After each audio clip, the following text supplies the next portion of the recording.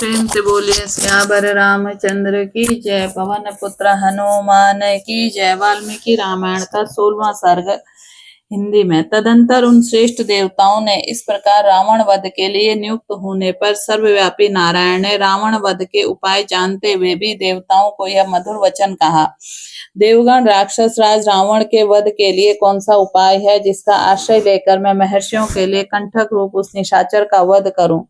उनके इस तरह पूछने पर सब देवता उन अविनाशी भगवान विष्णु से बोले, प्रभु आप मनुष्य का रूप धारण करके युद्ध में रावण को मार डालिए। उस पर शत्रु दमन निशाचर दीर्घ काल तक तीव्र तपस्या की थी, जिससे सब लोगों के पूर्वज लोक सृष्टा ब्रह्मा जी उस पर प्रसन्न हो गए। उस पर संतुष्ट हुए भगवान ब्रह्मा ने उस राक्षस को वह यह वर दिया कि तुम्हें नाना प्रकार के प्राणियों से मनुष्य के सिवा और किसी से भय नहीं। पूर्व काल में वरदान लेते समय उस राक्षस ने मनुष्यों को दुर्बल समझकर उसकी अवहेलना कर दी। इस प्रकार पितामह से मिले हुए वरदान के कारण उसका घमंड बढ़ गया। शत्रुओं को संताप देने वाले देव वह तीनों लोगों को पीड़ा देता है और स्त्रियों का भी अपहरण कर लेता है, अतः उसका वध मनुष्य के हाथ से ही निश्चित हुआ है। समस्त जीवात्माओं को वश में रखने वाले भगवान विष्णु देवताओं को यह बात सुनकर अवतार काल में राजा दशरथ के ही पिता बनाने की इच्छा हुई। उसी समय से शत्रुसूदन महातेजस्वी नरेश पुत्रहीन होने के कारण पुत्र प्राप्ति की इच्छा से पुत्रेष्टि यज्ञ कर रहे थे। उन्हें पिता बनाने का निश्चय करके भगवान विष्णु पितामह की अनुमति ली, देवताओं और महर्षियों को पूजित हो वहां से अंतर्धान हो गए। तत्पश्चात पुत्रेष्टि यज्ञ करते हुए राजा दशरथ के यज्ञ में अग्निकुंड से विशालकाय पुरुष प्रकट हुआ। उसके शरीर में इतना प्रकाश था जिसकी कहीं तुलना नहीं थी। वह बल पराक्रम में महान था। उसकी अंग कांति काले रंग की थी। उसने अपने शरीर पर लाल वस्त्र धारण कर रखा था। उसका मुख भी लाल था। उसकी वाणी से दुंदुभी के समान गंभीर ध्वनि प्रकट होती थी। उसके रोम, दाढ़ी, मूछ सब बड़े बड़े केश चिकने सिंह के समान थे।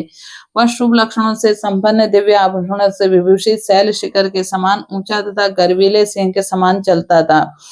उसकी आकृति सूर्य के समान तेजोमयी थी। वह प्रज्वलित अग्नि के लपटों के समान देदीप्यमान हो रहा था। उसके हाथ में तपाए हुए जाम्बून नामक स्वर्ण बनी हुई परात थी, जो चांदनी ढक्कन से ढकी हुई थी। वह परात थाली बहुत बड़ी थी और दिव्य खीर से भरी हुई थी।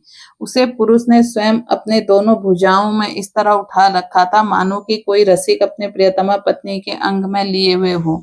वह अद्भुत परात मायामयी सी जान पड़ती थी। उसने राजा दशरथ को देखकर कहा, नरेश्वर, मुझे प्रजापति लोक का पुरुष जानो। मैं प्रजापति की आज्ञा से आया हूँ।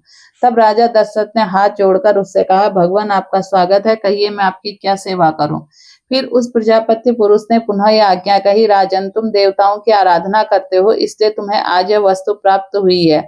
नृश्रेष्ठ यह देवताओं की बनाई हुई खीर है, जो संतान प्राप्ति कराने वाली है। तुम इसे ग्रहण करो, यह धन और आरोग्य में वृद्धि करने वाली है। राजन, यह खीर अपनी योग्य पत्नियों को दो और कहो, तुम लोग इसे खाओ। ऐसा करने पर उनके गर्भ से अनेक पुत्रों की प्राप्ति होगी। इसके लिए तुम यज्ञ कर रहे हो। राजा ने प्रसन्नता पूर्वक बहुत अच्छा कहकर उस दिव्य पुरुष की दी हुई देवन से परिपूर्ण सोने की थाली से लेकर अपने मस्तक पर धारण कर उस अद्भुत एवं प्रियदर्शन पुरुष को प्रणाम करके बड़े आनंद के साथ उसकी परिक्रमा की। इस प्रकार देवताओं की बनाई हुई उस खीर को पाकर राजा दशरथ बहुत प्रसन्न हुए, मानो निर्धन को धन मिल गया हो। उसके बाद वह परम तेजस्वी अद्भुत पुरुष अपना वह काम पूरा करके वहीं अंतर्धान हो गया। इसी समय राजा के अंतपुर की स्त्रियां हर्षोल्लास से बड़ी हुई कांतिमय किरणों से प्रकाशित हो ठीक उसी तरह शोभा पाने लगी जैसे शरतकाल के नयनाभिराम चंद्रमय की रम्य रश्मियों से उत्कर्षित होने वाला आकाश सुशोभित होता है।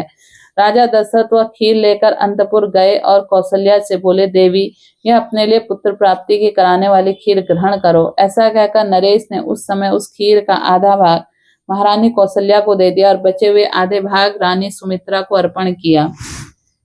उन दोनों को देने के बाद जितनी खीर बची रही उसका आधा भाग उन्होंने पुत्र प्राप्ति के उद्देश्य से कैकेयी को दे दिया। तत्पश्चात उस खीर को अवशिष्ट आधा भाग था, उस अमृतोमय भाग का महाबुद्धिमान नरेश ने कुछ सोच विचार कर पुनः सुमित्रा को ही अर्पित कर दिया। इस प्रकार राजा ने अपनी सभी रानियों को अलग अलग खीर बांट दी। महाराज, उन सभी साध्वी रानियों और उनके हाथ से वह खीर पाकर बहुत सम्मान समझा। उनके चित्त में अत्यंत हर्षोल्लास छा गया। उस उत्तम खीर को खाकर महाराज उन तीनों साध्वी महारानियों को शीघ्र ही पृथक पृथक गर्भ धारण किया। उनके वे अग्नि और सूर्य के समान तेजस्वी थे। तदंतर अपनी उन रानियों को गर्भवती देख राजा दशरथ को बड़ी प्रसन्नता हुई। उन्होंने समझा मेरी मनोरथ सफल हो गया। जैसे स्वर्ग में इंद्र सिद्ध तथा ऋषियों से पूजित श्रीहरि प्रसन्न होते हैं, उसी प्रकार भूतल में देवेंद्र सिद्ध और महर्षियों से सम्मानित हो राजा दशरथ संतुष्ट हुए।